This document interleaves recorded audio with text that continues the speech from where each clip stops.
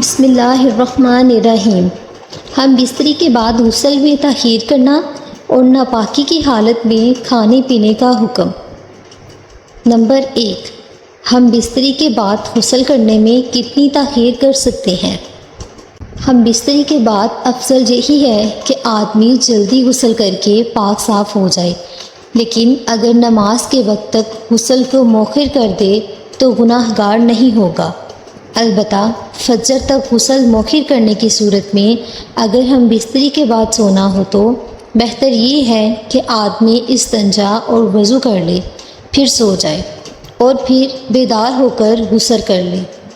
چنانچہ مشکوتہ شریف کی روایت میں ہے، حضرت عمر فاروق رضی اللہ تعالیٰ عنہ نے سرکار دو عالم صلی اللہ علیہ وآلہ وسلم سے عرض کیا کہ مجھے رات کو جنابت لاحق ہوتی ہے، یعنی احتلام یا جماعت سے غسل واجب ہوتا ہے۔ آپ صلی اللہ علیہ وآلہ وسلم نے فرمایا کہ اسی وقت وضو کر کے عضو کو دھو کر سو جایا کرو۔ یہ وضو کرنا جنبی کے سونے کے لیے طہارت ہے، یعنی جنبی وضو کر کے سویا تو گویا وہ پاک سویا۔ لہٰذا اس حدیث سے معلوم ہوا کہ جسے رات کو احتلام ہو جائے یا جماعت سے فراغت ہو اور اس کے بعد سونے کا ارادہ یا کسی ضرورت ہے، وقت غسل جنابت میں تاخیر کا خیال ہو تو اسی صورت میں جنبی کا وضو کر لینا سنت ہے۔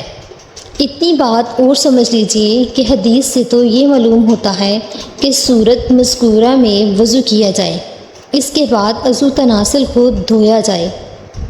ایسا نہیں ہے، بالکل صحیح مسئلہ یہ ہے کہ پہلے عضو تناسل کو دھونا چاہیے، اس کے بعد وضو کرنا چاہیے۔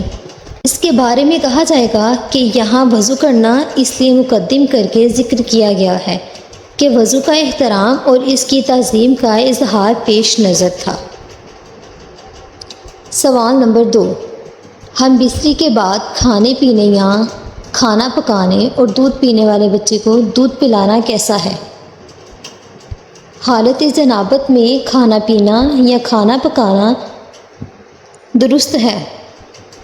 بہتر یہ ہے کہ وضو کر کے کھائیں پئیں، اور اگر وضو کے بغیر صرف ہاتھ منہ دھو لے کر کھا پی لیں تب بھی جائز ہے۔ بچے کو دودھ پلانے کے لیے ماں کا پاک ہونا ضروری نہیں ہے، لہٰذا بچہ رو رہا ہو تو عورت ناپاکی کی حالت میں دودھ پلا سکتی ہے، لیکن کوشش یہ کرنی چاہیے کہ جلد از جلد غسل کر لیا جائے۔ حالت جنابت میں زیادہ دیر تک رہنا نہیں چاہیے۔ مزید اس طرح کی معلومات حاصل کرنے کے لیے ہمارے چینل کو سبسکرائب کریں اور ویڈیو کو لائک ضرور کیجیے گا۔